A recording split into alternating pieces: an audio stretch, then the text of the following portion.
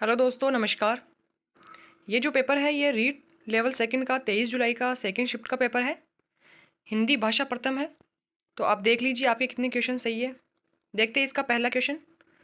विद्यार्थियों को पुस्तकों के माध्यम से भाषा की मूल ध्वनियों एवं लिपि का ज्ञान कराकर उन्हें पढ़ने लिखने के कौशल में दक्ष किया जाता है। इस विधि को क्या कहा जाता है? इसके ऑप्शन है भाषा प्रयोगशाला विधि, भाषा सत्संग विधि, पाठ्य पुस्तक विधि, खेल विधि। तो इसका राइट आंसर क्या हो जाएगा? पाठ्य पुस्तक विधि। अगला क्वेश्चन है इसका, डाल्टन प्रणाली का आविष्कार किसने किया? किलपेट्रिक, डाल्टन, मॉन्टेसरी, पार्कहर्स्ट। तो जो विकल्प डी है इसका राइट आंसर है। अगला क्वेश्चन है इसका, सुंदर अनुलेख की आवश्यक शर्त क्या है? इसके ऑप्शन है अनुलेख लिखते वक्त शिक्षक विद्यार्थी की सहायता न करे, अनुलेख सस्वर बोलकर लिखवाया जाए, अनुलेख में अक्षरों की बनावट वैसी ही होनी चाहिए जैसी कि आदर्श लेख में हो। उपर्युक्त सभी विकल्प सही है।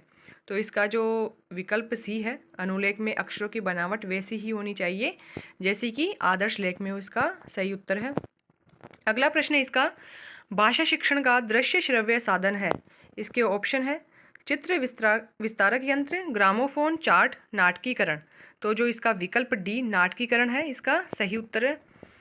36वां प्रश्न है इसका, इनमें से पाठ्य पुस्तक के आंतरिक रूप में सम्मिलित तत्व नहीं है? भाषा, विषय सामग्री, जिल्द, शैली। तो विकल्प सी जिल्द इसका सही उत्तर है। अगला प्रश्न है, निम्नलिखित में से भाषा पुस्तकालय का लाभ कौन सा है? इसके ऑप्शन है कक्षा शिक्षण में पूर्ति, स्वाध्याय के लिए अवसर, विकल्प ए एवं बी दोनों सही, इनमें से कोई नहीं। तो जो विकल्प सी है इसका राइट आंसर है। अगला प्रश्न है, इनमें से मौखिक परीक्षाओं का गुण है। इसके जो विकल्प है, एक शिक्षक एक समय में एक ही छात्र की परीक्षा ले सकता है अतः समय अधिक लगता है। मौखिक परीक्षाओं को वस्तुनिष्ठ नहीं बनाया जा सकता। इन परीक्षाओं से विद्यार्थी के 3 भाषाई कौशलों सुनने, पढ़ने और बोलने का एक साथ मापन किया जा सकता है। इन परीक्षाओं से विद्यार्थी के लेखन कौशल का मापन नहीं कर सकते। जो विकल्प सी, इन परीक्षाओं से विद्यार्थियों के 3 भाषाई कौशलों सुनने, पढ़ने और लिखने का एक साथ मापन किया जा सकता है, इसका सही उत्तर है। 39वां प्रश्न है, निम्नलिखित में से उपलब्धि परीक्षण के निर्माण हेतु सम्मिलित पदों में कौन सा पद नहीं है? इसके विकल्प है परीक्षण योजना बनाना, परीक्षण के प्रारंभिक रूप की रचना करना, परीक्षण का पुनर्निरीक्षण, परीक्षण का अनुप्रयोग। तो जो इसका राइट आंसर क्या हो जाएगा? परीक्षण का अनुप्रयोग। अगला प्रश्न है, सतत एवं व्यापक मूल्यांकन प्रणाली का जो दोष है ये बताना आपको कि इसमें दोष कौन सा है। सीसी का दोष बताना है। इसके जो ऑप्शन है वह है अल्प समयांतर में होने वाली परीक्षा टेस्ट से विद्यार्थी पूरे वर्ष अध्ययनशील रहते हैं। शिक्षक विद्यार्थी को आवश्यक निर्देशन एवं परामर्श निरंतर देते रहते हैं। विद्यार्थियों को अपनी कमियों का ज्ञान निरंतर होता रहता है। विद्यार्थी पर वर्ष भर परीक्षा का भय बना रहता है जिससे उसका स्वाभाविक विकास प्रभावित होता है। तो इसका यही राइट आंसर है। कौन सा? विकल्प डी। अगला प्रश्न है, ट्रेजेडी शब्द उत्पत्ति के आधार पर है तद्भव, तत्सम, विदेशी, देशज। तो जो विकल्प सी विदेशी इसका सही उत्तर है।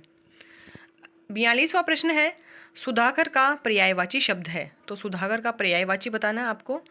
इसके जो विकल्प है रसाल, प्रभा, शशांक, मलय। तो इसका जो सही उत्तर क्या हो जाएगा? सी शशांक। 43वां प्रश्न है, जिसकी संवेदना के रूप में अनुभूति हुई हो वाक्यांश के लिए उपयुक्त शब्द है प्रसूत, व्यंजनाएं, संवेदित, संवेग। तो विकल्प डी संवेग इसका सही उत्तर है। 44वां प्रश्न है, आवश्यक शब्द का विलोम शब्द बनाने के लिए कौन सा उपसर्ग प्रयुक्त होगा? इसके जो ऑप्शन है अ, अन, अना, अन। ठीक है, विकल्प बी अन इसका राइट आंसर हो जाए। क्या बनेगा ये इसमें? अनावश्यक। ठीक है, आवश्यक और ये जो इसका विलोम क्या हो गया? अनावश्यक। 45वां प्रश्न है, सामयिक शब्द में प्रयुक्त प्रत्यय है इय, क, इक, यिक। ठीक है, तो इसमें जो विकल्प सी है इक इसका सही उत्तर है। 46वां प्रश्न है, निहितार्थ शब्द में संधि है निहित धन अर्थ। तो ये इसमें कौन सी संधि हुई है? विकल्प बी दीर्घ संधि।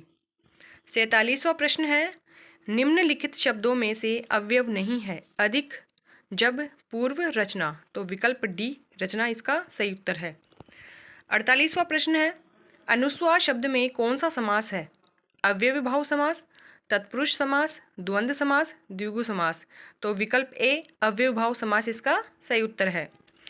49वां प्रश्न है, वह शब्द में सर्वनाम है? निश्चयवाचक सर्वनाम, संबंधवाचक सर्वनाम, निजवाचक सर्वनाम, अनिश्चयवाचक सर्वनाम। तो विकल्प ए निश्चयवाचक सर्वनाम इसका सही उत्तर है। 50वां प्रश्न है, लोभ शब्द में कौन सी संज्ञा है? लोभ शब्द में आपको संज्ञा बतानी है कि इसमें कौन सी संज्ञा है। तो इसके विकल्प देखते हैं कौन कौन से हैं।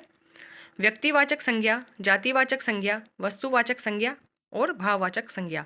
विकल्प डी भाववाचक संज्ञा इसका सही उत्तर है। अगला, जातीय शब्द का एक वचन होगा? जाति, जातीय, जातिया, जाति। ठीक है, तो विकल्प डी जाति इसका सही उत्तर होगा। 52वां प्रश्न है, हिमायती शब्द का अर्थ है? बर्फीला, पक्षपाती, पक्षद्रोही, आयातित। तो इसका जो सही उत्तर है क्या हो जाएगा? विकल्प बी पक्षपाती। अगला है, इनका असर भी पड़ रहा है, इस वाक्य में कौन सा काल है? संभाव्य वर्तमान, आज्ञार्थ वर्तमान, पूर्ण वर्तमान, सामान्य वर्तमान। तो इसका सही आंसर क्या हो जाएगा? विकल्प डी सामान्य वर्तमान। 54वां प्रश्न है, विधा शब्द है उभयलिंग, पुल्लिंग, नपुंसकलिंग, स्त्रीलिंग। तो विधा शब्द कौन सा है? स्त्रीलिंग। अगला है, व्यक्ति शब्द का बहुवचन रूप होगा? व्यक्तिक, व्यक्तित्व, व्यक्तियों, व्यक्तिक। तो जो विकल्प सी व्यक्तियों इसका सही उत्तर है। अगला है, राजस्थानी के भाषा शब्द का मानक हिंदी रूप है? भाषा, भाषा, भाषा, भाखा। तो विकल्प बी भाषा इसका सही उत्तर है।